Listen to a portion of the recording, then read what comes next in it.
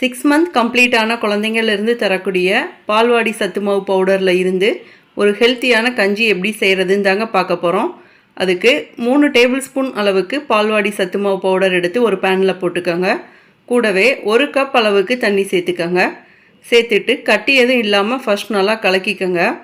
அடுத்ததாக அடுப்பில் வச்சு ஒரு 5 நிமிஷம் அளவுக்கு மீடியம் ஃப்ளேமில் வச்சு நல்லா குக் பண்ணிக்கோங்க. இப்போ நல்லா 5 நிமிஷத்துக்கு அப்புறம் கொதிக்கிறப்ப கொஞ்சமாக நெய் சேர்த்துக்கோங்க. நெய் வந்து ஆப்ஷனல் தாங்க. சேர்த்துட்டு திரும்பவும் நல்லா மிக்ஸ் பண்ணி விட்டுக்கோங்க.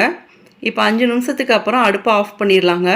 இதில் ஏற்கனவே ஸ்வீட்னஸ் இருக்கிறதுனால நம்ம நாட்டு சர்க்கரையோ உப்போ எதுவுமே சேர்க்க தேவையில்லைங்க.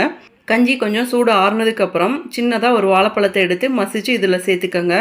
சேர்த்துட்டு நல்லா மிக்ஸ் பண்ணி விட்டுக்கோங்க.